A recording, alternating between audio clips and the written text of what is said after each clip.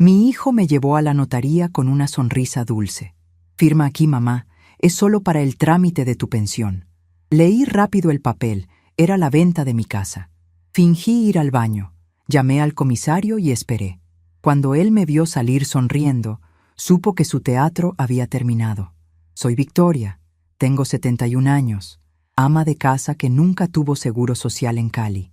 El aire de la mañana en el barrio San Antonio siempre tiene un olor particular, una mezcla reconfortante de café recién colado, la brisa cálida que baja de los cerros y el dulzor del pan de bono horneándose en la panadería de la esquina. Es un barrio antiguo, de calles empinadas y empedradas, donde las casas conservan sus fachadas coloniales y los vecinos todavía se saludan por su nombre. Yo he vivido en la misma casa de paredes blancas y grandes ventanales de madera durante más de 40 años. Aquí llegué del brazo de mi difunto esposo, Arturo, un hombre de tez clara y manos trabajadoras que me prometió que nunca me faltaría un techo, aunque la vida nos negara otras riquezas. Esa mañana, el sol de Cali brillaba con una claridad casi cegadora, iluminando el patio interior de mi casa. Yo estaba de pie frente a mis veraneras, esas flores fucsias que trepan por la pared del fondo. En mis manos, de piel blanca y marcadas por las manchas de la edad y el trabajo invisible del hogar, sostenía unas tijeras de podar de mango rojo. Estaban un poco oxidadas en la unión, pero todavía cortaban con precisión. Me gustaba el sonido seco que hacían al trozar las ramas muertas. Un corte limpio, necesario para que la planta siguiera floreciendo. Era una tarea meticulosa que requería paciencia, una virtud que la vida me había obligado a cultivar a la fuerza. Estaba a punto de cortar una enredadera seca cuando escuché el timbre de la puerta principal. 3 toques rápidos, impacientes. Reconocí ese ritmo de inmediato. Era Mauricio, mi único hijo. Dejé las tijeras de podar de mango rojo sobre la mesa de hierro del patio, me sacudí un poco la falda de algodón y caminé por el pasillo de baldosas de ajedrez hasta la entrada. Al abrir la pesada puerta de madera, me encontré con él. Mauricio tiene 45 años. Heredó la tez clara de su padre y mi cabello lacio, que él lleva siempre perfectamente peinado con gel. Llevaba una camisa de botones muy bien planchada y un reloj dorado que brillaba bajo el sol de la mañana. Sin embargo, su sonrisa, aunque amplia, no le llegaba a los ojos. Había estado distante durante los últimos 6 meses, llamando apenas para cumpleaños o fechas festivas, siempre argumentando que sus negocios lo tenían asfixiado de trabajo. «¡Hola, mami!», exclamó, entrando a la casa sin esperar invitación y dándome un beso rápido en la mejilla. «Qué bonita tienes la casa, como siempre. Hice un espacio en mi agenda porque te tengo una sorpresa maravillosa, algo que te va a cambiar la vida». Cerré la puerta con suavidad. Su entusiasmo repentino me produjo una ligera opresión en el pecho. Las sorpresas de Mauricio rara vez eran gratuitas. «Buenos días, mijo. Pasa a la cocina, te sirvo un tinto mientras me cuentas», respondí con voz pausada, caminando hacia la estufa. «No, mami, no hay tiempo para café», dijo, siguiéndome de cerca y hablando con esa rapidez que usa cuando quiere confundir a sus clientes. Imagínate que hablé con un contacto muy importante que trabaja en una agencia del gobierno. Me dijo que acaban de abrir un programa especial de subsidios vitalicios para madres, cabeza de familia y amas de casa que nunca cotizaron seguro social. «Una pensión para ti, mamá. Yo sé que mi papá no te dejó una pensión formal y siempre me ha preocupado que no tengas tu propia plata mensual. Pero tenemos que aprovechar hoy mismo porque los cupos son limitados, se cierran al mediodía y la fila es enorme. Así que ve, saca tu cédula, ponte algo presentable que el taxi está esperando afuera con el taxímetro corriendo y no podemos perder ni un minuto». Me quedé mirándolo. La luz que entraba por la ventana de la cocina iluminaba su rostro y pude notar pequeñas gotas de sudor en su frente, a pesar de que la mañana apenas comenzaba a calentar. «¿Una pensión para amas de casa?», pregunté lentamente. «Yo nunca he escuchado de ese programa en las noticias. Y tú sabes que a mí no me gusta hacer las cosas a las carreras. Mamá, por favor, no empieces con tus desconfianzas de siempre. La burocracia en este país funciona así. El que no corre, no alcanza», insistió él tomando mi brazo con una suavidad forzada. «Yo ya revisé todo, te lo juro. Solo tienes que firmar una declaración juramentada en la notaría para demostrar que eres dueña de tu tiempo y que vives en esta dirección. Es un simple trámite. Hazlo por mí, para que yo tenga la tranquilidad de que estás asegurada. Esa última frase fue el gancho. El instinto de madre, esa costumbre arraigada de complacer y calmar las ansiedades de los hijos, me empujó a asentir. Fui a mi habitación, saqué mi cédula de ciudadanía de la mesa de noche, me puse unos zapatos cómodos y tomé mi bolso. El viaje en taxi hacia el centro de Cali fue sofocante.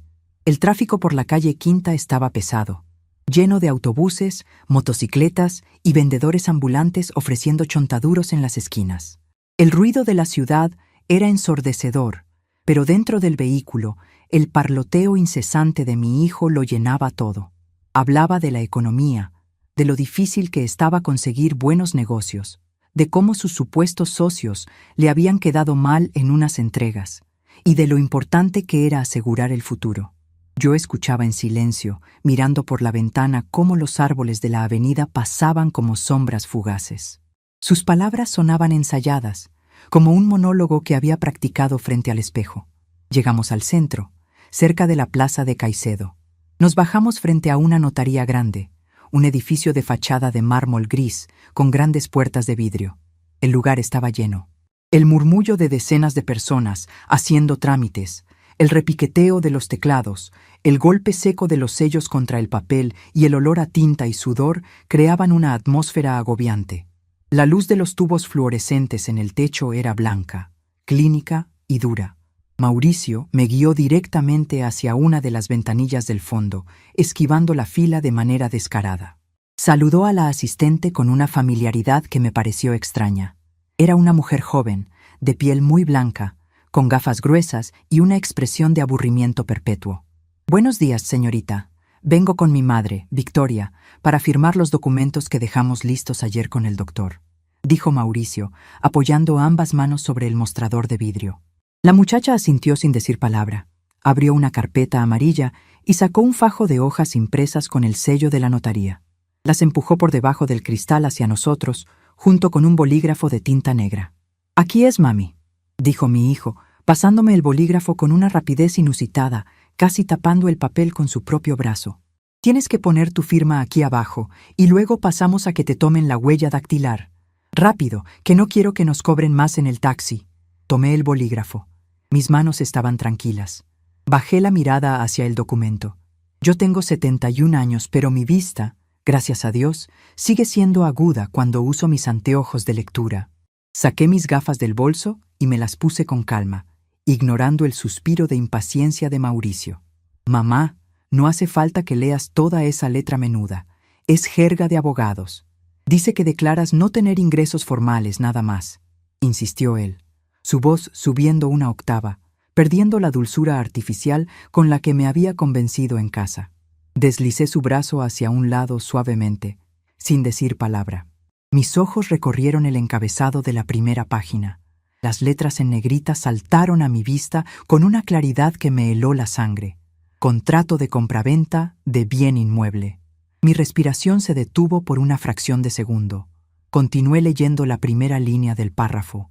Detallaba claramente la dirección exacta de mi casa en el barrio San Antonio, el número de matrícula inmobiliaria que me sabía de memoria, y establecía un precio de venta de 80 millones de pesos, una cifra ridícula, menos de una cuarta parte de lo que realmente valía mi hogar. El supuesto comprador era una entidad llamada Inversiones del Valle. El impacto fue como un golpe sordo en el estómago. No era un trámite para una pensión. Mi propio hijo, la persona a la que le enseñé a caminar, a la que le curé las rodillas raspadas, a la que le cociné cada plato caliente que pidió en su juventud, me había traído con mentiras para hacerme firmar la venta de mi única propiedad, de mi refugio. Pensó que, por ser una mujer mayor, un ama de casa que no entiende de finanzas y que confía ciegamente, yo simplemente pondría mi nombre donde él me dijera. Una ola de indignación pura y ardiente subió por mi pecho, pero no llegó a mi garganta. No grité, no lloré. A lo largo de mi vida, aprendí que las lágrimas solo sirven cuando estás sola. Frente a los oportunistas, el llanto es visto como debilidad.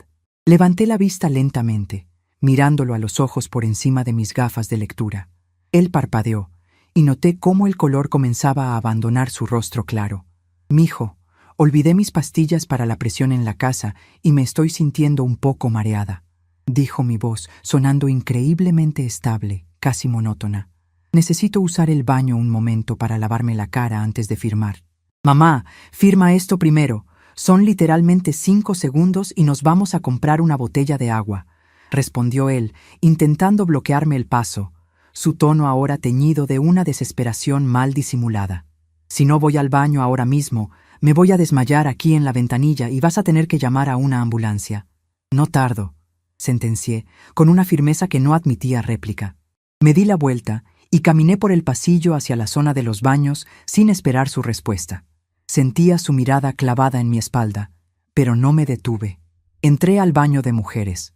El lugar estaba vacío y olía a desinfectante barato. Me acerqué al lavamanos, abrí la llave y dejé correr el agua fría. Me mojé las muñecas y luego me miré en el espejo grande que colgaba en la pared. Vi a una mujer mayor. Vi las arrugas alrededor de mis ojos, mi cabello plateado recogido en un moño pulcro. Vi a la viuda de Arturo. Vi a la mujer que había estirado cada peso para mantener una casa limpia y digna. Y vi que no iba a permitir que me dejaran en la calle. Saqué mi teléfono celular del bolso. Era un modelo sencillo, sin pantallas táctiles complicadas, de esos que solo sirven para llamar y recibir mensajes, pero que nunca fallan. Marqué un número que conocía de memoria. El comisario Ernesto Ramírez, un hombre honesto que había sido gran amigo de mi difunto esposo y que estaba a cargo de la estación ubicada a solo unas cuadras de esa misma notaría. «¿Aló? ¿Ernesto? Soy Victoria, la viuda de Arturo». Hablé en voz baja pero clara. «Estoy en la notaría cuarta, en el centro. Mi hijo Mauricio me trajo con engaños para hacerme firmar las escrituras de mi casa. No quiero un escándalo, no quiero violencia, pero necesito que vengas con otro oficial. Necesito que estén en la puerta para cuando yo salga. Él no se atreverá a hacerme un desplante frente a uniformados». «Victoria, por Dios, salgo para allá en 2 minutos. No te muevas del baño hasta que yo llegue», respondió Ernesto, su voz grave denotando una mezcla de asombro y autoridad profesional. Colgué el teléfono, lo guardé en mi bolso y cerré la cremallera con cuidado. Me sequé las manos con una toalla de papel. Respiré hondo, llenando mis pulmones del aire frío del baño, y sonreí. Fue una sonrisa pequeña, amarga, pero llena de una fuerza que había estado dormida durante años. Esperé unos 5 minutos exactos. Cuando calculé que Ernesto ya debía estar llegando, abrí la puerta del baño y salí al pasillo principal de la notaría. A lo lejos, vi a Mauricio frente a la ventanilla, golpeando impacientemente el cristal con sus nudillos. Cuando me vio acercarme, su rostro se relajó por un segundo, preparándose para soltar su discurso de nuevo. «Por fin, mamá. Pensé que te habías quedado dormida. Ven, firma de una vez que la señorita tiene que ir a almorzar». No le respondí. Seguí caminando hacia él, pero mis ojos estaban fijos en la puerta de entrada de cristal de la notaría. En ese exacto momento, las puertas se abrieron y entraron 2 oficiales de policía, liderados por el comisario Ernesto, quien llevaba su uniforme impecable. La presencia de la policía en un lugar como una notaría siempre causa un silencio inmediato. La gente dejó de murmurar. Los teclados dejaron de sonar. Ernesto me vio al instante y caminó directo hacia nosotros. Mauricio se quedó congelado. Sus ojos fueron de mí hacia los oficiales y su boca se abrió ligeramente. El color huyó por completo de su rostro, dejándolo de un blanco enfermizo. «Señora Victoria, buenos días», dijo Ernesto en voz alta y clara, parándose a mi lado. «¿Está usted bien? Recibimos el reporte de que estaban intentando obligarla a firmar un documento bajo presión». Mauricio retrocedió un paso, chocando contra el mostrador. Sus manos comenzaron a temblar. ¿Qué es esto? Oficial, hay un malentendido. Mi mamá es una señora mayor, a veces se confunde. Solo estamos haciendo un trámite para su pensión. Tartamudeó mi hijo, intentando sonreír, pero la sonrisa le temblaba en los labios. Lo miré fijamente. Mi voz no tembló en lo absoluto. «No hay ninguna confusión, comisario. Mi hijo intentó hacerme firmar un traspaso de mi casa, engañándome. No voy a firmar nada», dije, mirando luego a la asistente de la ventanilla, que nos observaba con los ojos muy abiertos. «Señorita, cancele ese trámite. La propietaria del inmueble no autoriza ninguna venta». «Mamá, por favor, no me hagas esto. Tú no entiendes la situación», susurró Mauricio, suplicante, dando un paso hacia mí, pero uno de los oficiales se interpuso suavemente con la mano en alto. «El trámite está cancelado, joven. La señora se va a retirar a su domicilio con nosotros para garantizar su tranquilidad», informó Ernesto con una frialdad profesional que agradecí en el alma. Miré a mi hijo una última vez. El niño que yo había criado, el hombre que intentó robarme el techo bajo el sol brillante de Cali, ahora parecía pequeño, asustado y patético. «La pensión tendrá que esperar, mijo», dije con calma. Me di media vuelta y caminé hacia la salida de la notaría, escoltada por los oficiales. Salí al calor de la calle, sentí el sol sobre mi rostro y supe que este era solo el primer movimiento. El taxi avanzaba por la calle Quinta, alejándose del centro de la ciudad y del sofocante calor que emanaba del asfalto al mediodía. Esta vez viajaba sola en el asiento trasero. A través de la ventana abierta, la brisa cálida de Cali me alborotaba un poco el cabello, pero no me molesté en arreglarlo. Escuchaba a lo lejos el sonido de una salsa vieja proveniente de una radio en la calle, el ruido constante de las motocicletas y los gritos de los vendedores, pero todo me parecía lejano, como si yo estuviera encerrada en una burbuja de cristal. Mis manos descansaban sobre mi bolso. No temblaban. Me sorprendió mi propia quietud. Cualquier otra mujer en mi lugar estaría deshecha en lágrimas, llamando a sus vecinas, lamentándose de la traición de su propia sangre. Pero yo no sentía ganas de llorar. Lo que sentía era una claridad absoluta, fría y afilada. Mi hijo había cruzado una línea que no tenía retorno, y en su arrogancia había cometido un error fatal. Creyó que yo era ignorante. Al llegar al barrio San Antonio, le pagué al taxista con billetes de baja denominación que siempre llevaba acomodados por valor. Me bajé frente a mi casa. La fachada blanca y los faroles de hierro forjado me recibieron con la misma paciencia de siempre. Metí la llave en la cerradura, le di 2 vueltas y entré al zaguán. El contraste entre la luz cegadora de la calle y la penumbra fresca del interior de mi hogar me hizo suspirar. Cerré la puerta con seguro y me quedé de pie en medio de la sala. El silencio era profundo. Miré los muebles de madera tallada que Arturo y yo habíamos comprado a plazos en nuestra juventud. Miré los retratos familiares sobre la repisa. Ahí estaba Mauricio de niño, sonriendo sin un diente. Ahí estaba de adolescente, con su uniforme del colegio. Qué fácil es para un hijo olvidar quién le puso el plato de comida en la mesa cada día. Qué rápido olvidó que esta casa no era solo un conjunto de ladrillos y tejas de barro. Era el testamento de la vida de su padre y el único escudo de su madre. Caminé hacia el patio trasero. La luz entraba por la claraboya e iluminaba la mesa de hierro donde, un par de horas antes, había dejado mis herramientas. Tomé las tijeras de podar de mango rojo. El metal se sentía frío y sólido contra mis dedos. Me acerqué a la enredadera de veraneras. Busqué una rama que estaba seca, marchita, chupando energía de la planta sin ofrecer ninguna flor a cambio. Acomodé las hojas de acero alrededor de la rama y apreté con firmeza. El crujido de la madera muerta al cortarse resonó en el patio vacío. Exactamente. Hay cosas que hay que cortar de raíz antes de que pudran todo el jardín. Dejé las tijeras y me dirigí a mi habitación.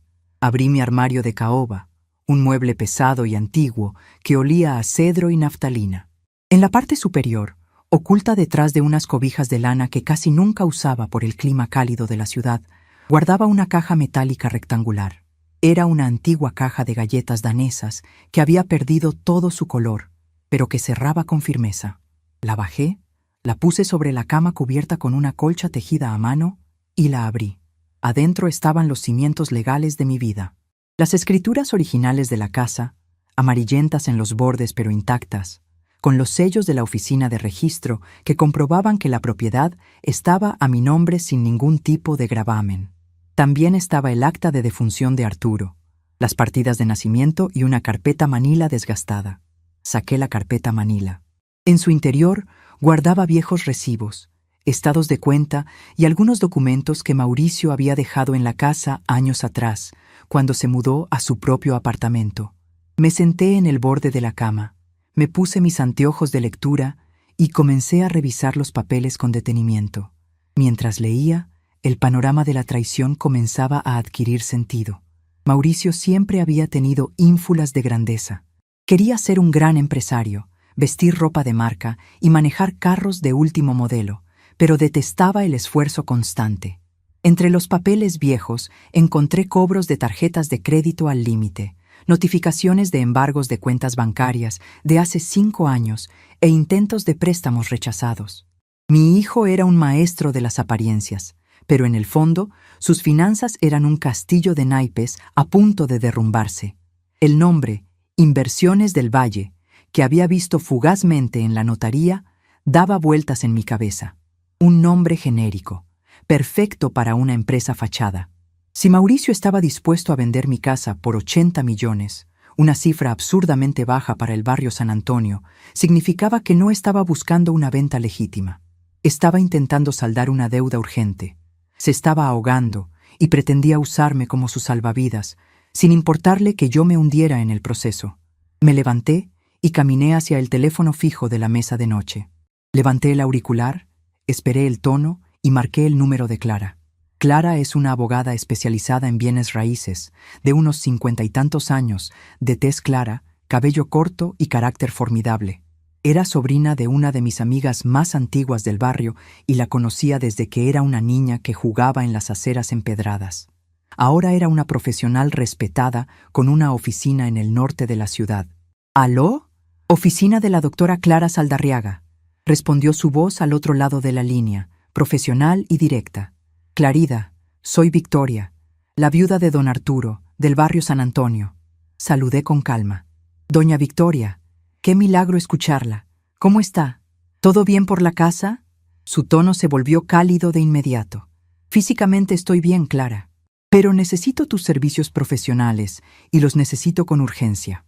Mi hijo Mauricio intentó hacerme firmar un contrato de compraventa de mi casa esta mañana en la notaría cuarta. Me llevó con la mentira de que era un trámite para una pensión. Hubo un silencio pesado al otro lado de la línea. Pude imaginar a Clara quitándose las gafas, frunciendo el ceño, procesando la atrocidad de lo que acababa de escuchar. «Doña Victoria, ¿usted firmó algo?», preguntó, y su voz ya no era cálida, sino estrictamente analítica. «Por supuesto que no». Leí el encabezado, me excusé para ir al baño, llamé al comisario Ernesto y salí escoltada de la notaría. No tiene mi firma ni mi huella. Las escrituras originales las tengo yo en mi mano en este momento. Escuché a Clara exhalar con alivio. Gracias a Dios usted es una mujer inteligente, doña Victoria. Lo que hizo ese sinvergüenza es un intento de fraude procesal. Pero si está desesperado, no se va a detener ahí. Podría intentar falsificar su firma o buscar a un notario corrupto que le preste el sello para una escritura falsa. Tenemos que blindar la propiedad de inmediato. Eso es exactamente lo que quiero hacer, afirmé, mirando las escrituras sobre la cama. No voy a vivir con el miedo de que mi propio hijo me robe mientras duermo. ¿Qué opciones tenemos? Tenemos que ir mañana mismo a la oficina de instrumentos públicos, explicó Clara con un ritmo ágil. Vamos a constituir un patrimonio de familia inembargable, o, mejor aún, un fideicomiso civil donde usted conserve el usufructo vitalicio absoluto.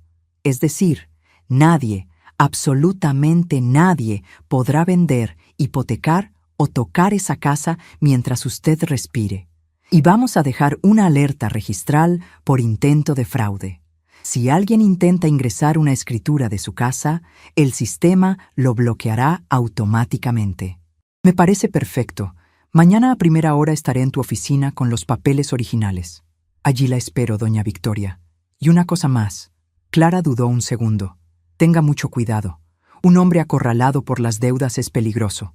Hace unas semanas, un colega me comentó que Mauricio andaba averiguando en los juzgados civiles sobre sucesiones rápidas y cuentas bancarias inactivas. Preguntaba específicamente por los bienes de don Arturo. La información cayó como un peso frío en mi estómago. Entiendo. Gracias, Clara. Nos vemos mañana. Colgué el teléfono despacio. ¿Cuentas bancarias inactivas? Arturo era un hombre organizado. Había dejado la casa clara, sin hipotecas. Todo su dinero de la pensión y sus ahorros me los había transferido en vida para evitarme largos trámites de sucesión. Pero el comentario de Clara despertó un recuerdo muy antiguo, algo que había estado enterrado bajo décadas de polvo y rutina. Salí de mi habitación y caminé por el pasillo hacia la parte posterior de la casa. Allí, junto a la zona de ropas, estaba el cuarto que había sido de Mauricio. Estaba intacto, sirviendo ahora como una especie de depósito para cajas viejas, adornos navideños y libros de cuando él iba a la universidad. Entré y encendí la luz amarillenta. Olía a encierro y a papel viejo. Fui directo hacia el escritorio de madera que estaba contra la pared. Empecé a revisar los cajones. El primero estaba lleno de lapiceros secos y cuadernos vacíos. El segundo contenía recortes de revistas. El tercero, el más profundo, estaba atascado. Tiré con fuerza, sintiendo el tirón en mis antebrazos, hasta que el cajón cedió con un crujido.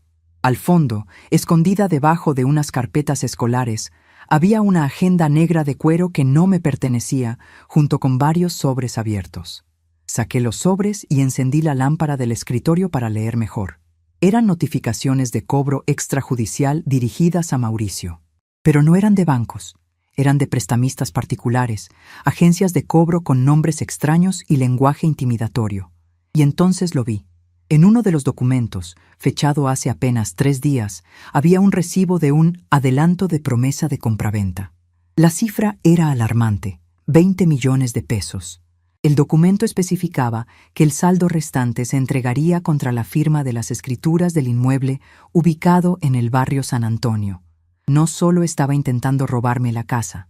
Mauricio ya había vendido mi techo a mis espaldas y había cobrado un anticipo a personas peligrosas.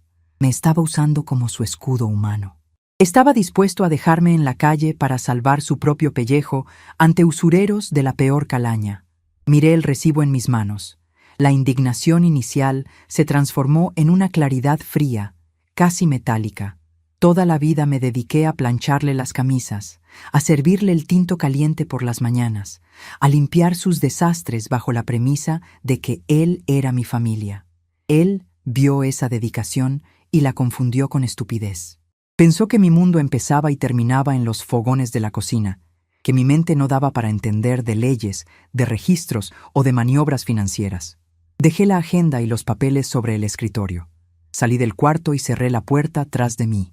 Caminé de regreso al patio, donde el sol de la tarde empezaba a teñir las paredes de un tono anaranjado, cálido y sereno. Recogí las tijeras de podar de mango rojo y las guardé en su lugar, junto a mis macetas. Ya no sentía miedo.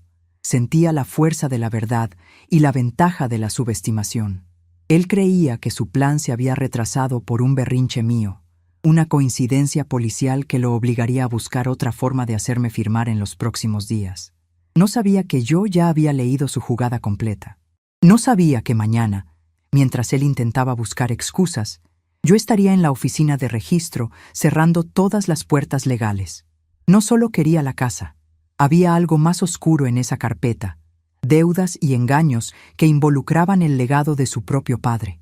Y yo estaba a punto de desarmar su teatro pieza por pieza, sin levantar la voz, con la misma paciencia con la que podaba las veraneras.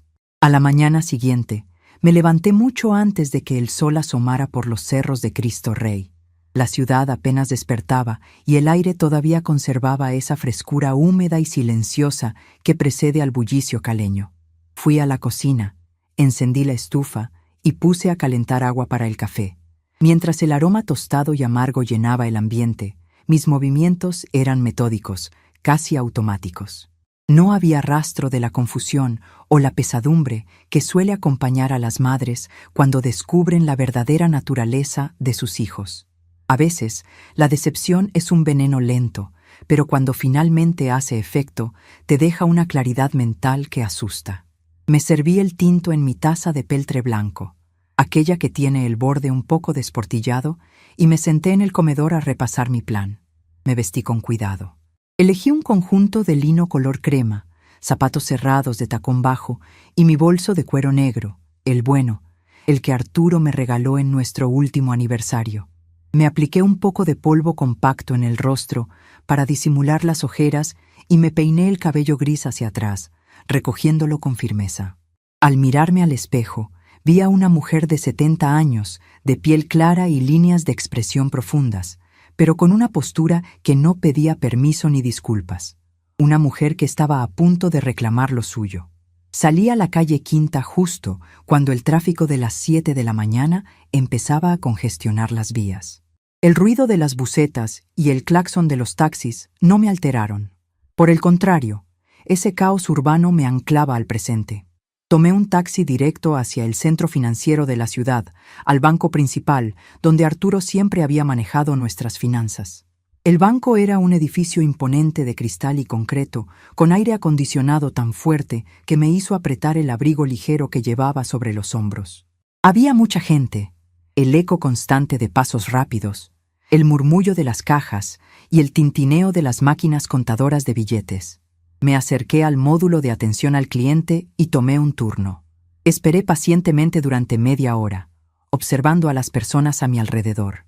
Veía oficinistas apresurados, comerciantes contando fajos de billetes y otras mujeres de mi edad, algunas acompañadas por sus hijos, caminando con esa fragilidad dócil que la sociedad espera de nosotras. Yo no sería esa mujer. Mis manos descansaban sobre mi bolso de cuero, firmes, resguardando la carpeta con los documentos originales que demostraban quién era yo y qué me pertenecía. El tablero electrónico anunció mi número. Me dirigí al escritorio de un asesor joven, de tez muy blanca, cabello castaño perfectamente engominado y un traje gris impecable. Su placa dorada decía Felipe. «Buenos días, señora. ¿En qué le puedo colaborar el día de hoy?», preguntó Felipe con una sonrisa amable, aunque con ese tono ligeramente condescendiente que los jóvenes suelen usar con las personas mayores. «Buenos días, joven Felipe. Soy Victoria de Restrepo», dije, entregándole mi cédula de ciudadanía. «Vengo a revisar el estado de una cuenta inactiva a nombre de mi difunto esposo, Arturo Restrepo, y a hacer un traslado de fondos. Yo soy la beneficiaria directa y única titular sobreviviente». Felipe tomó mi cédula y tecleó rápidamente en su computador. Su sonrisa cordial se desvaneció un poco mientras leía la pantalla, frunciendo el ceño de manera casi imperceptible. «Doña Victoria, veo la cuenta que menciona. Es un fondo de inversión a largo plazo que don Arturo dejó constituido hace años. Efectivamente, usted es la única beneficiaria. Sin embargo, aquí me aparece una nota de sistema. Ayer en la tarde, un señor de nombre Mauricio Restrepo intentó iniciar un proceso de reclamación sobre este fondo, argumentando que usted se encontraba incapacitada por motivos de salud mental y presentando un poder notarial en trámite. El descaro de mi hijo era una fosa sin fondo. No le bastaba con intentar robarme la casa mediante una promesa de compraventa fraudulenta. También había venido a hurgar en los ahorros que Arturo me había dejado como red de seguridad. Quería dejarme en la calle y sin un centavo, todo respaldado por la conveniente mentira de mi supuesta senilidad. «Ese poder no existe, Felipe», respondí, manteniendo mi voz baja y firme, mirando directamente a los ojos del joven asesor. «Y como puede ver, mi salud mental está en perfectas condiciones. Mi hijo está atravesando serios problemas financieros y ha intentado realizar maniobras fraudulentas a mis espaldas. Por eso estoy aquí. Quiero que se cierre esa cuenta hoy mismo y que todos los fondos se transfieran a una nueva cuenta a mi nombre exclusivo, con restricciones de seguridad máximas. Nadie, excepto yo, de manera presencial, podrá hacer retiros o consultas». El muchacho parpadeó, sorprendido por mi nivel de articulación y la frialdad de mi solicitud. La imagen de la abuelita desvalida se esfumó de su mente en un segundo. «Comprendo perfectamente, doña Victoria. Procederemos de inmediato. Al ser usted la titular sobreviviente, tiene el derecho absoluto sobre esos fondos. El monto asciende a 120 millones de pesos, producto de los rendimientos acumulados de los últimos 10 años. ¿Está segura de querer hacer la transferencia total hoy mismo? 120 millones. Arturo, en su infinita previsión, me había dejado un escudo de acero que yo ni siquiera recordaba. Ese dinero, sumado al valor de la casa, era el verdadero botín que Mauricio intentaba saquear para pagar a sus usureros. Completamente segura. y necesito un documento impreso que certifique el bloqueo total de cualquier trámite iniciado por un tercero sobre mis productos bancarios. El proceso tomó casi una hora. Felipe fue extremadamente diligente. Firmé comprobantes, registré mi huella dactilar en 3 sistemas diferentes y configuré contraseñas que solo yo conocía. Cuando salí del banco, el sol ya estaba alto y el calor de Cali empezaba a volverse denso, pero yo sentía una ligereza en el pecho que no había experimentado en años. El primer pilar del castillo de mentiras de Mauricio acababa de ser derribado. Él creía que yo estaba en casa, tejiendo o regando las matas, ignorante del mundo financiero. Qué equivocados están quienes confunden el silencio de una madre con estupidez. De allí, caminé un par de cuadras por el Boulevard del Río hasta llegar al edificio donde estaba el despacho de Clara. La oficina de la abogada era luminosa, llena de ventanales que dejaban ver el Cerro de las Tres Cruces a lo lejos, un ambiente muy distinto a la notaría oscura y sofocante del día anterior. Clara me recibió en su despacho privado, ofreciéndome un vaso de agua helada. Era una mujer de piel clara, mirada aguda y movimientos rápidos. Sobre su escritorio de roble, extendí las escrituras originales de mi casa en el barrio San Antonio y el recibo del adelanto fraudulento que había encontrado en el cuarto de Mauricio. Clara leyó el recibo en silencio. La vena de su cuello palpitó levemente. «Es peor de lo que imaginaba, doña Victoria», dijo, dejando el papel sobre el escritorio y mirándome con preocupación profesional. «Mauricio no solo intentó engañarla a usted. Al recibir estos 20 millones de pesos como anticipo por una casa que no le pertenece y comprometiéndose a entregarla con firmas falsas o manipuladas, acaba de cometer estafa agravada contra este prestamista. Está jugando con fuego. Esos prestamistas particulares no usan abogados cuando alguien les incumple, usan métodos mucho más oscuros. Por eso debemos actuar hoy, Clara. Quiero proteger la casa de inmediato. Si esos usureros vienen a cobrar, que encuentren una pared de concreto legal. Mi casa no va a pagar las deudas de su arrogancia. Vamos a la oficina de instrumentos públicos de inmediato», determinó Clara, levantándose y tomando su maletín de cuero. «Ya preparé la minuta para constituir el fideicomiso civil. Usted transferirá la nuda propiedad a un fideicomiso, pero retendrá el usufructo vitalicio. Esto significa que la casa será intocable. Ni embargos, ni ventas, ni cesiones. Además, radicaremos la alerta por intento de fraude inmobiliario. Cualquier notaría del país que intente procesar una escritura con esa matrícula inmobiliaria recibirá un rechazo automático del sistema. Salimos juntas hacia la entidad gubernamental. Las oficinas de registro siempre son lugares ruidosos, llenos de tramitadores, abogados apresurados y ciudadanos confundidos. Sin embargo, con Clara a mi lado, todo fluyó con una precisión quirúrgica. Caminamos por los pasillos iluminados por luces fluorescentes. El olor a tinta, papel viejo y tinto recién colado impregnaba el ambiente. Esperamos nuestro turno, presentamos los documentos ante el registrador, un hombre de piel blanca y gafas gruesas que revisó cada sello con meticulosidad. Puse mi firma en los folios, estampé mi huella índice y vi cómo el funcionario ponía el sello de «recibido» y radicado. El sonido de ese sello de goma golpeando el papel fue para mí el sonido de la victoria. La casa estaba blindada. Mi hogar volvía a ser una fortaleza impenetrable. Mientras esperábamos los recibos finales en el pasillo, mi teléfono celular empezó a vibrar dentro de mi bolso. Lo saqué y miré la pantalla. Era Mauricio. Miré a Clara, quien me hizo un gesto de asentimiento. Contesté, llevando el aparato a mi oído, asegurándome de mantener mi voz con ese tono pausado y dócil que él esperaba de mí. «¿Aló?», dije suavemente. «Mamita preciosa, ¿cómo amaneció mi viejita hermosa el día de hoy?». La voz de Mauricio destilaba un falso cariño, una dulzura plástica que me revolvió el estómago. Usaba ese tono infantilizante que los estafadores emplean cuando creen tener el control absoluto sobre su víctima. «Bien, mijo. Aquí, haciendo oficios en la casa, ya sabes, regando las matas». «Qué bueno, mamita.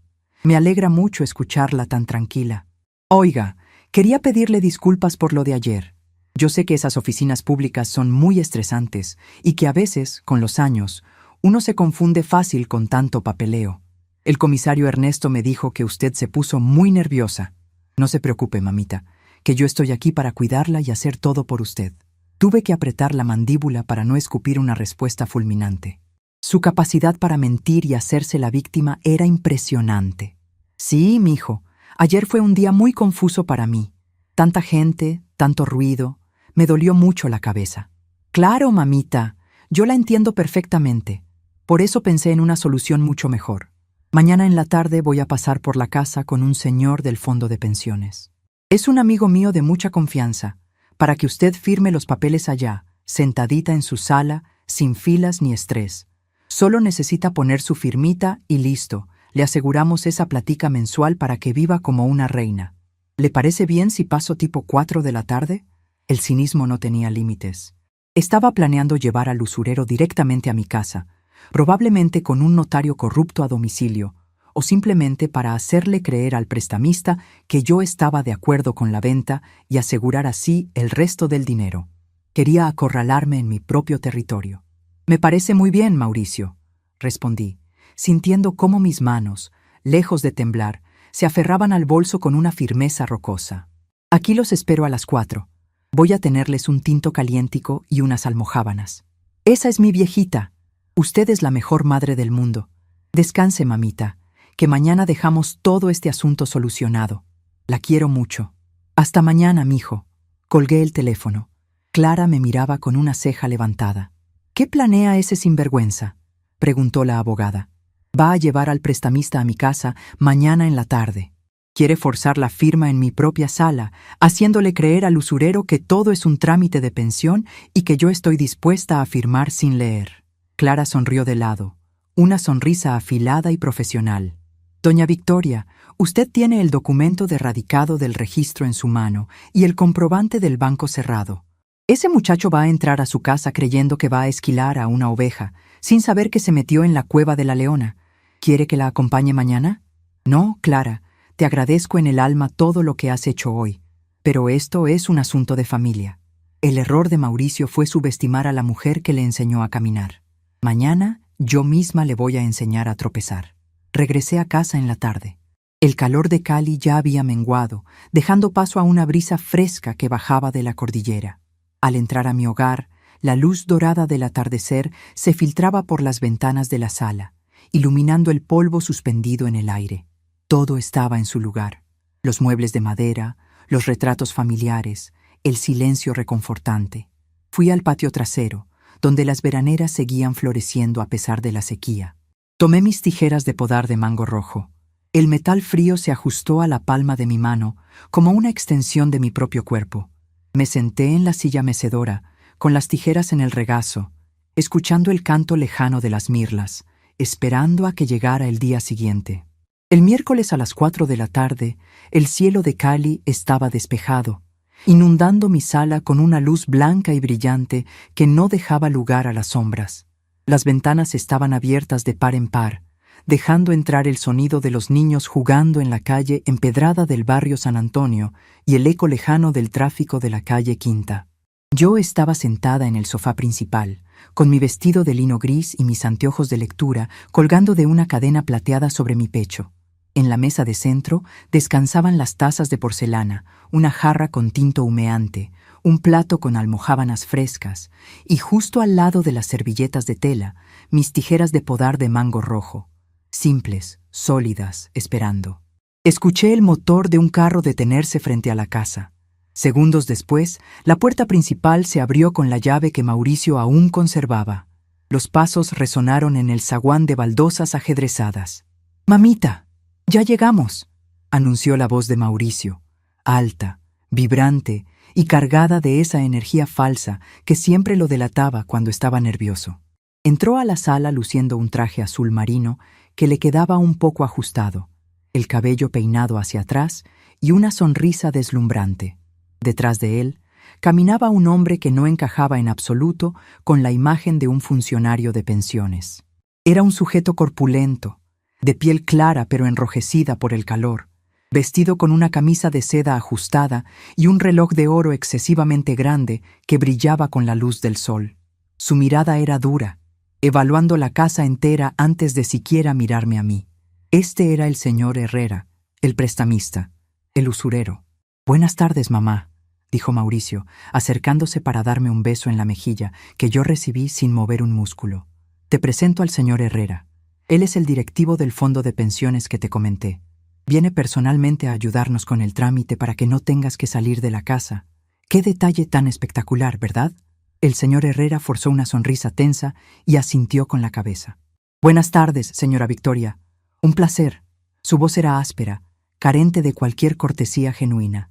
Su hijo me dijo que usted ya está lista para firmar los documentos del acuerdo. Venimos con el tiempo un poco justo, así que si podemos proceder rápido, se lo agradecería. Mauricio sacó un sobre manila de su maletín y extrajo un fajo de papeles. Eran gruesos, llenos de cláusulas y sellos notariales preimpresos. Los extendió sobre la mesa de centro, justo al lado de mis tijeras de podar de mango rojo. Mira, mamita, no te compliques leyendo esa letra tan chiquita que a tu edad te da dolor de cabeza. Empezó a hablar Mauricio, soltando las palabras como una cascada, sin dejar espacios para que yo interrumpiera. Todo está en orden. Es el mismo trámite de la pensión vitalicia. Solo necesito que me regales tu firma aquí, en la última página, y que pongas la huellita al lado. Con esto, el señor Herrera autoriza el desembolso a mi cuenta para yo administrarte la platica, y así tú no te preocupas por nada más en la vida. Es un ganar-ganar, mamita. Yo te cuido, tú descansas. Herrera sacó un bolígrafo de tinta negra y lo puso sobre los documentos, mirándome con una impaciencia evidente. Mauricio me miraba con ojos muy abiertos, suplicantes y controladores a la vez. Pensaban que la escena intimidaría a una mujer vieja y sola. Pensaban que la presencia de un extraño en mi sala, sumada a la presión de mi hijo, me obligaría a agachar la cabeza y obedecer. Extendí mi mano hacia la mesa. No temblaba en absoluto. Mis dedos rozaron los papeles, pero no tomé el bolígrafo. En su lugar, agarré mis tijeras de podar de mango rojo. Las levanté lentamente, observando el brillo de las hojas de acero a la luz del sol. Ese papel es falso, Mauricio, dije. Mi voz salió baja, nítida y absolutamente firme. Cortó el aire pesado de la sala como una cuchilla. El silencio cayó sobre nosotros con la fuerza de un yunque. Mauricio parpadeó. Su sonrisa ensayada se congeló en su rostro. Herrera frunció el ceño, mirando alternativamente a Mauricio y a mí. Mamita, ¿qué estás diciendo?, tartamudeó Mauricio, soltando una risa nerviosa y hueca. Estás confundida otra vez. La edad te hace imaginar cosas. Te dije que este es el documento de la pensión. Por favor, no hagamos un espectáculo frente al señor Herrera. No me llames mamita, le ordené, clavando mis ojos en los suyos. No estoy confundida. Sé exactamente quién es el señor Herrera. Sé que no trabaja en ningún fondo de pensiones. Y sé que este papel no es un trámite de jubilación, sino el documento final de la promesa de compraventa de mi casa. La piel del rostro de Mauricio perdió todo su color. Dio un paso hacia atrás, tropezando levemente con el borde de la alfombra. Herrera se enderezó de golpe, su expresión cambiando de la impaciencia a la furia fría. ¿De qué está hablando su madre, Restrepo?, gruñó Herrera, girándose hacia Mauricio. Usted me juró que la vieja estaba senil, que ya tenía todo arreglado y que la firma era un mero formalismo. Yo no vine aquí a perder el tiempo. Mauricio levantó las manos, sudando frío, intentando mantener el control de un barco que ya se estaba hundiendo. Espera, Herrera, espera. Mi mamá está mal de la cabeza, te lo juro. Mamá, por favor. Se dirigió a mí, su voz subiendo de tono, perdiendo la dulzura plástica para revelar la desesperación subyacente. Tienes que firmar. No entiendes lo que está pasando. Es por tu propio bien. Lo hice por nosotros, para salvar los negocios de la familia. Eres una desagradecida si no me ayudas con esto, después de todo lo que he luchado por mantener este apellido en alto. Dejé las tijeras sobre la mesa con un golpe seco. Abrí mi bolso de cuero negro y saqué una carpeta azul. La abrí y extraje 2 documentos oficiales, sellados y timbrados. Ayer en la mañana estuve en la oficina de instrumentos públicos con mi abogada. Anuncié, manteniendo un tono de absoluta calma, un contraste brutal con la histeria de mi hijo.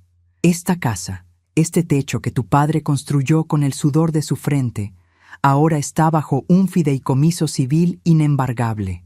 Yo tengo el usufructo vitalicio absoluto. Y lo que es más importante, Hay una alerta registral por intento de fraude sobre esta matrícula.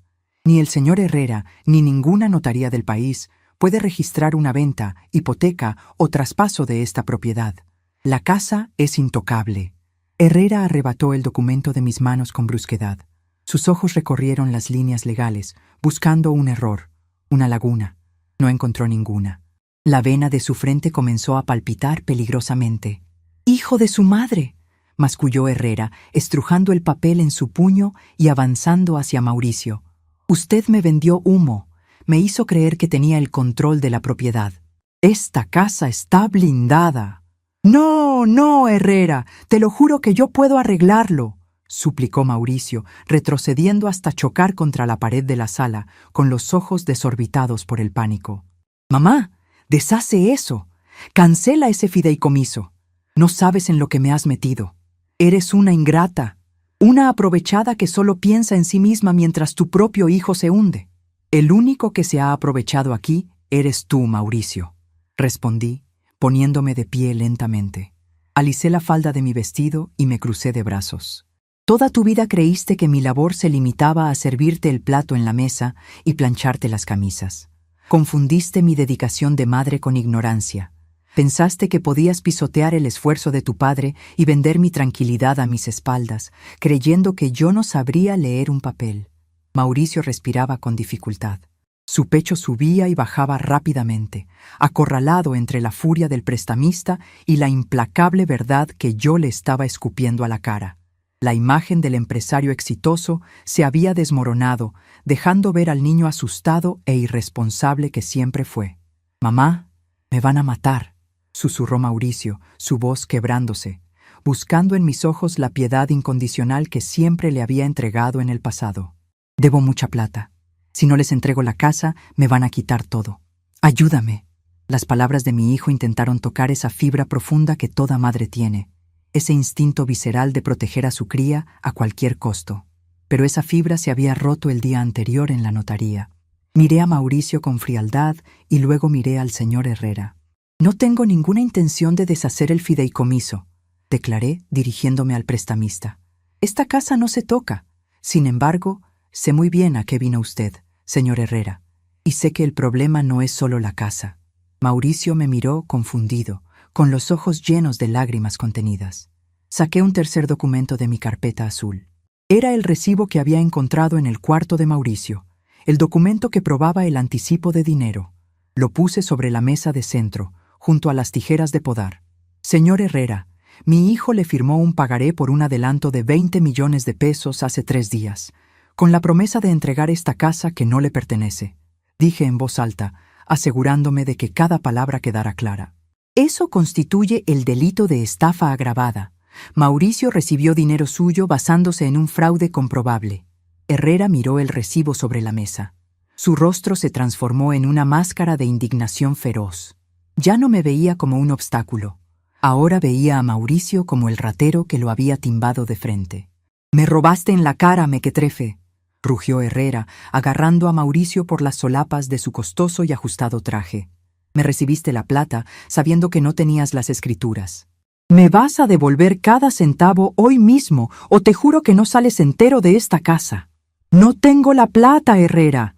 La usé para pagar otras deudas», chilló Mauricio, intentando zafarse del agarre del hombre más grande, su rostro pálido y sudoroso, perdiendo toda compostura. «Mamá, dales el dinero del banco, la cuenta de mi papá. Yo sé que hay 120 millones en un fondo de inversión, dáselos a él para que me suelte». Sonreí, una sonrisa pequeña, amarga y definitiva. Tomé mi taza de tinto y le di un pequeño sorbo. El café estaba perfecto, amargo en su punto justo. «Esa es la otra cosa de la que quería informarte, Mauricio», dije, bajando la taza. «Esta mañana fui al banco. Me enteré de que intentaste usar un poder notarial falso para reclamar el dinero de tu padre, alegando mi incapacidad mental». Mauricio dejó de luchar contra Herrera por un segundo. El impacto de mis palabras lo dejó paralizado. «Esa cuenta ya no existe. Fue cerrada esta misma mañana por orden mía, como única titular sobreviviente. Todo el dinero fue transferido a una cuenta cifrada que solo yo manejo, y dejé una advertencia legal en el sistema bancario sobre tus intentos de fraude. Estás solo, Mauricio. No hay casa, no hay fondo de inversión y no hay madre dispuesta a ser tu cómplice. El colapso de Mauricio fue absoluto. Sus rodillas parecieron ceder bajo su propio peso. Trató de articular una palabra, una excusa, un insulto más, pero de su garganta solo salió un sonido ahogado. Había jugado todas sus cartas, apostando mi vida y mi dignidad, y lo había perdido todo en menos de 24 horas. Herrera lo sacudió con violencia, susurrándole amenazas al oído que yo no quería escuchar ni me importaban. La justicia poética de la escena era tan nítida que casi dolía. Yo me quedé allí, de pie en mi propia sala, intacta. Mis manos seguían calmas.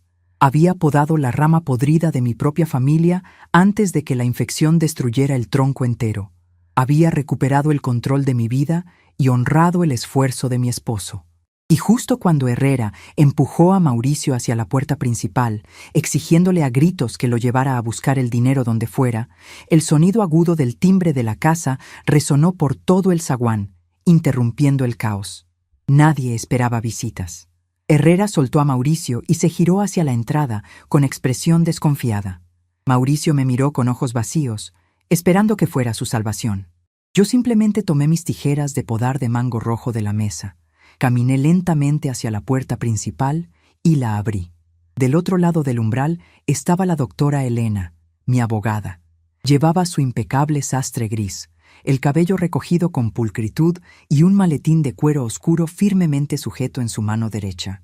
Detrás de ella, dos funcionarios del juzgado esperaban con semblante serio y profesional, sosteniendo unas carpetas amarillas que resaltaban bajo la luz clara de la tarde. El sol iluminaba sus rostros de tez blanca, dándole a la escena un aire de absoluta e innegable formalidad. «Buenas tardes, señora Victoria», dijo la doctora Elena, con una voz serena y educada que contrastaba maravillosamente con el caos sofocante que acababa de vivirse en mi sala. «Lamento mucho llegar sin previo aviso, pero el juzgado acaba de emitir las notificaciones urgentes que solicitamos esta misma mañana y consideré vital entregarlas en persona». «Adelante, doctora Elena». «Llega usted en el momento perfecto», respondí, abriendo la puerta de madera por completo y haciéndome a un lado para dejarles el paso libre. Los tres entraron al zaguán. El sonido de sus pasos formales sobre las baldosas ajedrezadas hizo que Mauricio soltara un gemido ahogado. Herrera, al ver las carpetas oficiales y la actitud inquebrantable de la abogada, soltó el brazo de mi hijo como si de repente quemara. El prestamista dio 2 pasos hacia atrás, calculando rápidamente la situación con la astucia propia de un oportunista que sabe cuándo una estafa ha salido mal. La doctora Elena se detuvo frente a la mesa de centro, ignorando los papeles falsos que mi hijo había traído, y fijó su mirada directamente en él. «¿Usted es el señor Mauricio Restrepo?», preguntó la abogada en un tono que no admitía réplicas. Mauricio asintió torpemente. Estaba tan pálido que parecía a punto de desmayarse. Las manos le temblaban de tal manera que tuvo que meterlas en los bolsillos de su traje ajustado para disimular su terror. Uno de los funcionarios dio un paso al frente, abrió su carpeta amarilla y extrajo un documento sellado. «Señor Restrepo, procedo a entregarle la notificación oficial de una demanda civil y penal interpuesta en su contra por la señora Victoria, aquí presente», dijo el funcionario, con voz monótona pero demoledora. «Los cargos incluyen falsedad en documento privado, intento de fraude procesal y abuso de confianza. Asimismo, se le entrega una orden de restricción. A partir de este momento, usted tiene prohibido acercarse a esta propiedad, intentar cualquier trámite bancario a nombre de la titular o establecer contacto coercitivo con ella. Firme el recibido, por favor». El funcionario le extendió un bolígrafo y el documento. Mauricio se quedó paralizado, mirando el papel como si fuera una sentencia de muerte. Sus ojos buscaron los míos, mendigando esa compasión ciega que las madres solemos regalar hasta nuestra propia ruina. Pero mis ojos eran 2 piedras frente a él. Ya no había más oportunidades, ya no había más rescates. «Señora Victoria, mamá, por favor, diles que es un error», susurró Mauricio con la voz quebrada por un llanto contenido. «Si firmo esto, se arruina mi carrera, mi reputación, Todo lo que he construido, lo único que has construido, Mauricio, es un castillo de mentiras sobre mi espalda, le respondí, manteniendo un tono de voz bajo y firme. Firma el papel. Asume, por primera vez en tus 45 años de vida, la consecuencia de tus propios actos. Herrera intervino, su tono áspero ahora teñido de urgencia por abandonar el barco. Mire, abogada, yo no tengo nada que ver con este sinvergüenza, declaró el prestamista, levantando las manos en un gesto de inocencia fabricada. A mí este sujeto me buscó, me dijo que todo era legal y que la señora estaba de acuerdo. Yo soy un hombre de negocios, no me meto en problemas de familia ni en fraudes. Yo me retiro en este mismo instante. La doctora Elena lo miró de arriba a abajo, evaluando el costoso reloj de oro y la camisa de seda ajustada, pero no hizo ningún comentario. Su silencio fue suficiente para que Herrera entendiera que estaba en terreno peligroso. El prestamista se giró hacia Mauricio, lo agarró con fuerza por el cuello de la chaqueta y lo sacudió una última vez. «Usted se viene conmigo ahora mismo, descarado», le siseó Herrera muy cerca del rostro. «Me va a devolver mis 20 millones de pesos, así tenga que ponerlo a barrer las calles o a lavar los pisos de mis bodegas de sol a sol. Camine». Mauricio, sin otra salida, tomó el bolígrafo del funcionario con una mano temblorosa y garabateó su firma en el documento oficial. Una vez que entregó el papel, Herrera lo empujó sin contemplaciones hacia la puerta principal. Mi hijo cruzó el umbral tropezando, humillado, expuesto ante la justicia, ante un prestamista furioso y, sobre todo, ante la madre a la que creyó ingenua. Antes de salir, Mauricio volteó a mirarme por última vez. Esperaba un reproche, un grito, o quizás una lágrima de despedida. Yo no le di nada de eso. Me limité a levantar la mano y cerrar la pesada puerta de madera frente a su rostro, cortando definitivamente el vínculo con el hombre en el que se había convertido. El pestillo sonó con un clic metálico y rotundo. La sala quedó sumida en un silencio profundo, un silencio que no era de soledad, sino de una paz inmensa y absoluta. La doctora Elena me miró y esbozó una pequeña y respetuosa sonrisa. «Todo está asegurado, señora Victoria. Las cuentas están protegidas, la casa es intocable y la orden de restricción está vigente. Usted actuó con una valentía admirable. Muchas personas en su situación ceden ante el miedo o la presión familiar. El miedo es una venda, doctora», le respondí, caminando hacia la mesa para recoger mis tijeras de podar de mango rojo. «Cuando te la quitas, te das cuenta de que los que intentan asustarte son los que más temen que descubras tu propio poder». Les ofrecí un vaso de agua fresca a los funcionarios y a la abogada antes de que se retiraran. Cuando finalmente me quedé completamente sola en la casa, no me derrumbé, no lloré. Fui a la cocina, tomé la taza de tinto que había dejado a medias. La lavé despacio, sintiendo el agua correr por mis manos, y por primera vez en años, respiré con la certeza de que el aire de esta casa me pertenecía única y exclusivamente a mí. Pasaron 4 meses desde aquella tarde en la que el orden natural de mi vida se restauró. 4 meses en los que la casa experimentó una transformación tan profunda como la mía propia. Las gruesas cortinas que mi hijo siempre me sugería mantener cerradas para proteger los muebles del sol, ahora permanecían abiertas de par en par desde las 6 de la mañana. La luz natural inundaba cada rincón de la sala, iluminando el polvo danzante en el aire y dándole a las paredes un tono cálido y acogedor. Mi rutina había cambiado. Ya no pasaba las mañanas esperando la llamada apresurada de un hijo que solo me buscaba para pedir favores o exigir dinero. Ahora, mis días comenzaban en el jardín trasero. La naturaleza tiene una forma muy sabia de enseñarte sobre el tiempo y la paciencia. Las orquídeas que antes se marchitaban por mi falta de atención, ahora lucían radiantes, con colores vivos bajo la mañana clara. A través de una prima lejana, me enteré del destino de Mauricio. Las consecuencias de sus malas decisiones lo habían alcanzado con una exactitud casi matemática.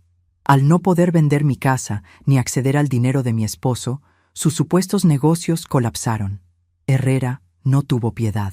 Para evitar una demanda peor, Mauricio tuvo que entregar sus autos lujosos, vaciar sus cuentas personales y mudarse a una pequeña habitación alquilada en una ciudad a 3 horas de aquí.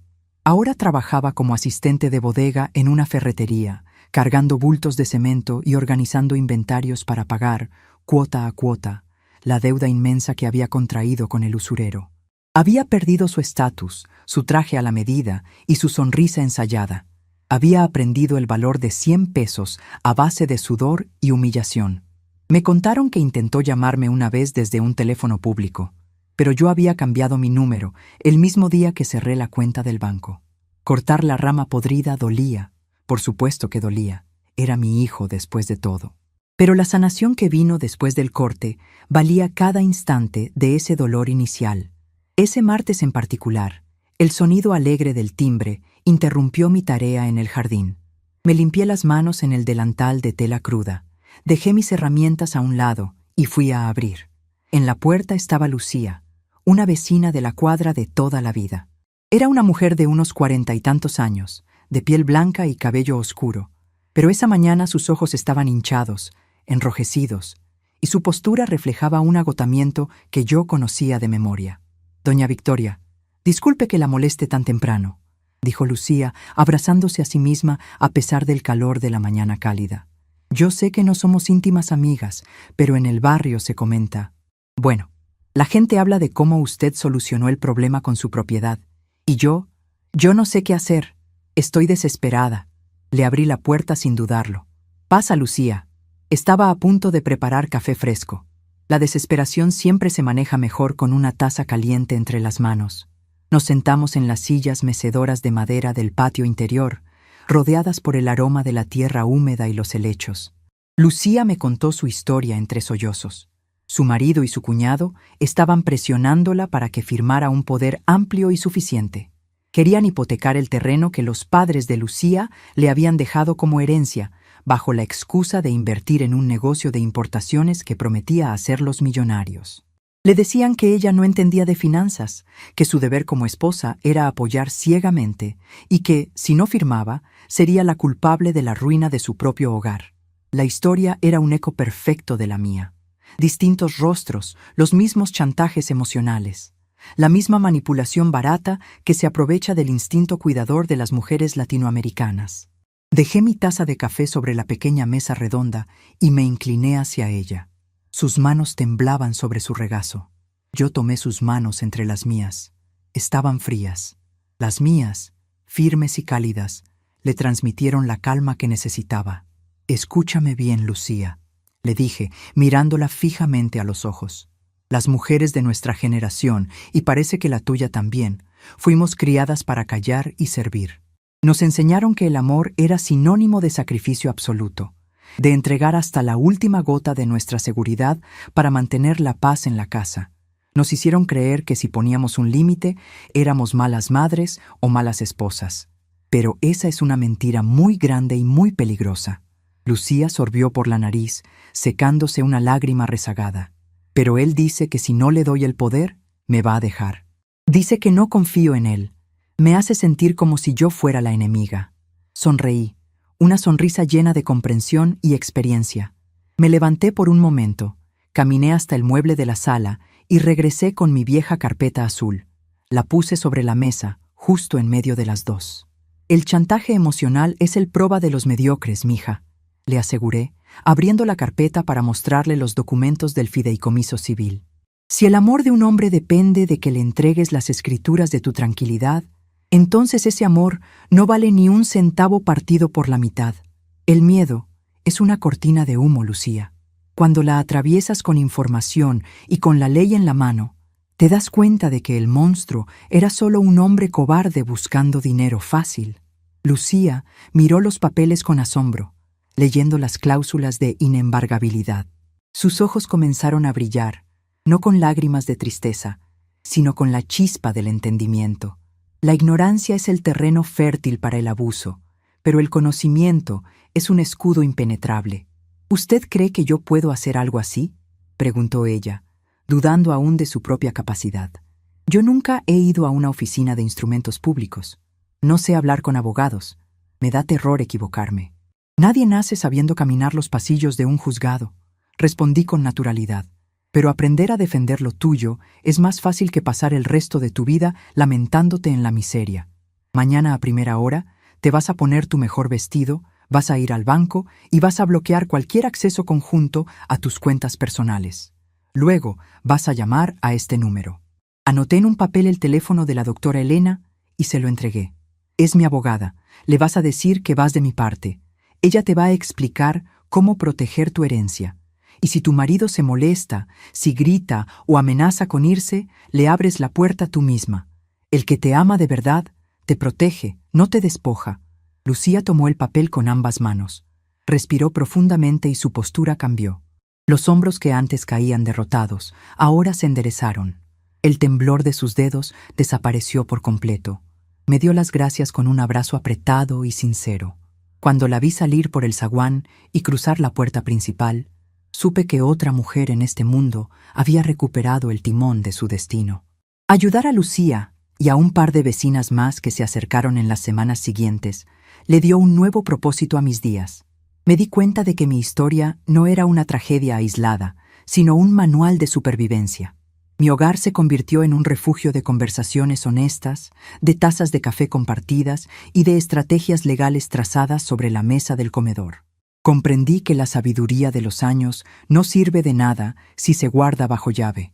Su verdadero valor reside en usarla para iluminar el camino de quienes caminan a oscuras. Esa tarde, el sol comenzó a ocultarse lentamente, tiñendo el cielo con tonos anaranjados y dorados. Salí al jardín trasero para mi revisión diaria. El aire olía a tierra mojada y a jazmines recién florecidos. Caminé hasta el fondo del patio, donde un gran rosal enredadera trepaba por la pared de ladrillos. Me detuve frente a él. Observé una rama lateral gruesa, pero cuyas hojas estaban amarillentas y marchitas.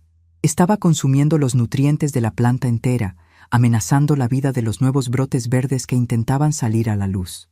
Metí la mano en el bolsillo de mi delantal y saqué mis tijeras de podar de mango rojo. El acero brillante reflejó los últimos rayos del sol. Esas tijeras, simples y sólidas, habían sido mis compañeras silenciosas. Habían reposado sobre la mesa de mi sala el día que enfrenté la mayor traición de mi vida. Habían sido testigos mudos del momento exacto en que decidí dejar de ser una víctima para convertirme en la dueña absoluta de mi realidad. Abrí las hojas de las tijeras, calculando el ángulo perfecto. Cortar lo que no sirve nunca es un acto de maldad o de egoísmo. Es un instinto puro de supervivencia. Un árbol no puede dar flores nuevas si gasta toda su energía vital tratando de revivir una rama muerta. La lealtad no puede exigirnos el suicidio de nuestra propia dignidad.